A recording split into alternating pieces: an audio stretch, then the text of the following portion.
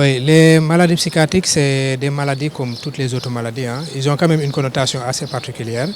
C'est que c'est des maladies qui touchent l'esprit, qui font que la personne a des troubles par rapport à son jugement, par rapport à la perception qu'il a de l'environnement. C'est des maladies aussi qui exposent à des troubles du comportement.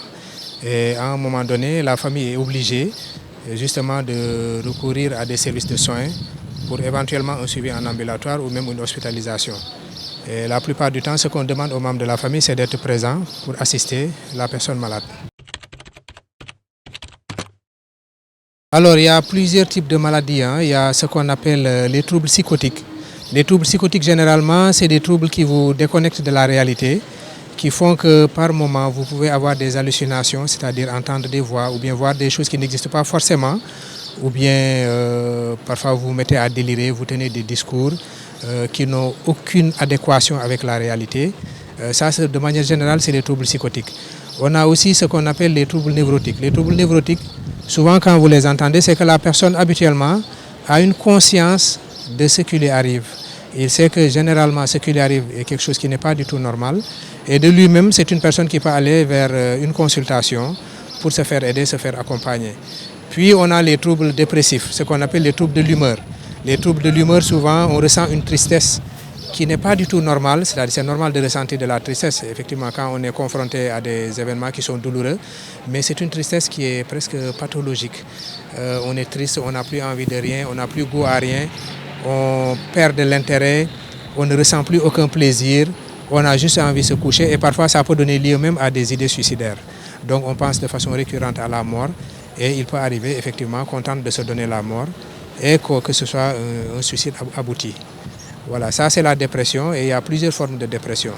Et globalement, c'est les trois catégories diagnostiques que l'on voit dans les maladies psychiatriques.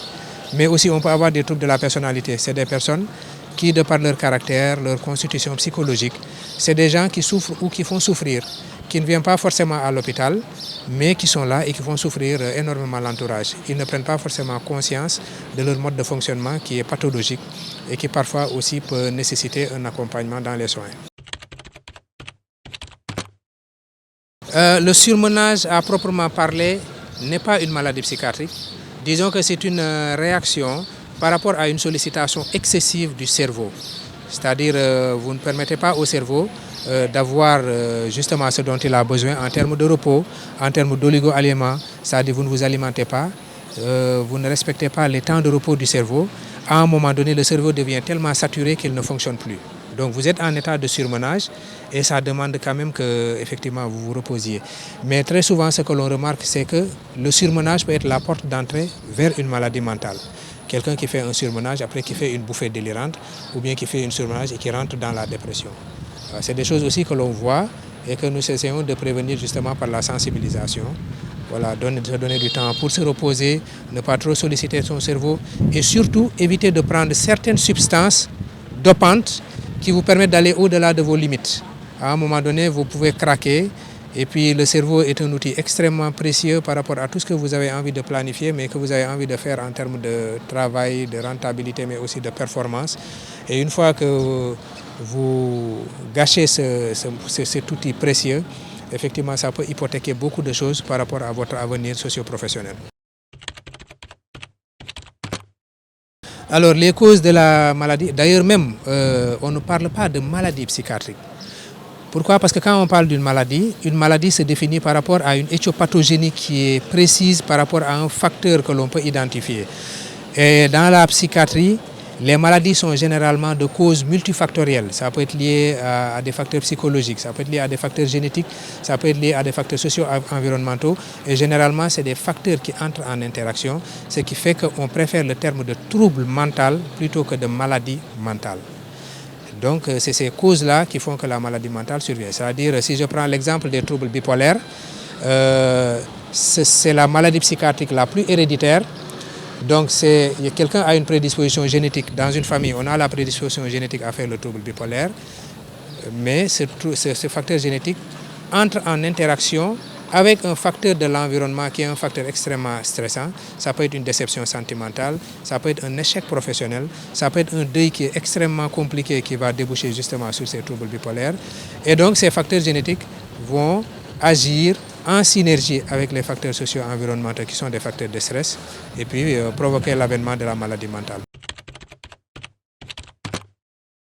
C'est des maladies qui peuvent exister à tous les âges.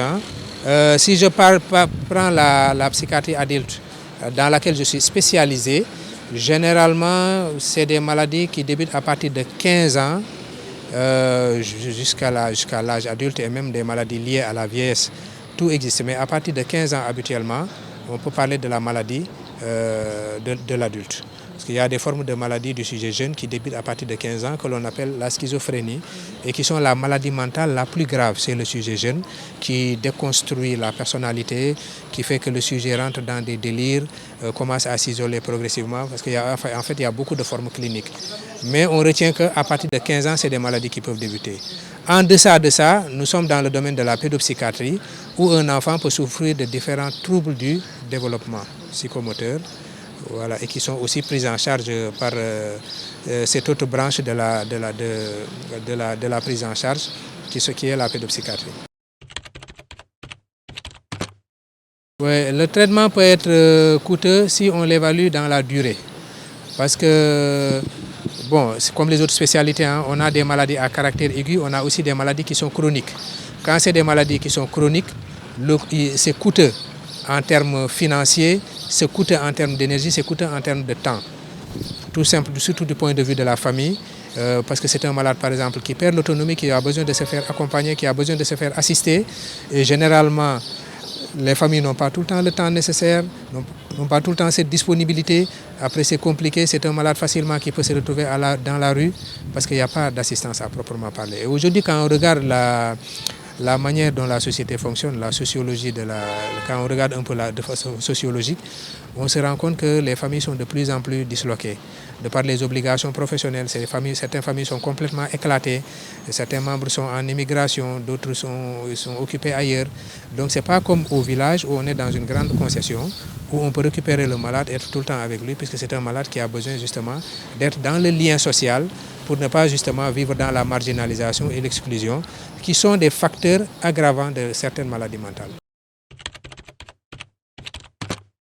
D'abord, un message fort à l'endroit des jeunes. C'est-à-dire qu'aujourd'hui, on n'a aucun élément qui permette, excepté effectivement les antécédents familiaux, aucun élément ne permet de préjuger de la possibilité qu'une personne tombe et une maladie psychiatrique.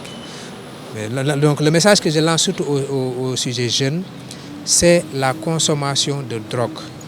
Quand vous consommez de la drogue, pour peu que vous soyez quelqu'un qui est vulnérable sur le plan génétique, par exemple, je prends l'exemple du cannabis, dont la consommation me paraît être la plus fréquente. Quand vous consommez du cannabis, vous courez un gros risque, ne serait-ce que de par cette prédisposition, à développer une maladie mentale. Et une fois que vous développez sa maladie mentale, ça peut être une entrée vers une maladie qui est complètement chronique, qui, comme je disais tout à l'heure, peut hypothéquer toute votre vie.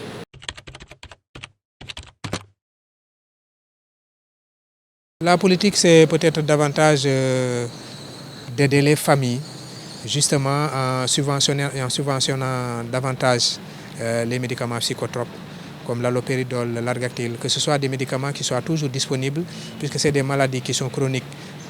Parfois, il y a un traitement d'entretien qui est là et qui est nécessaire, et la rupture par rapport à ces produits peut exposer le malade à de graves complications.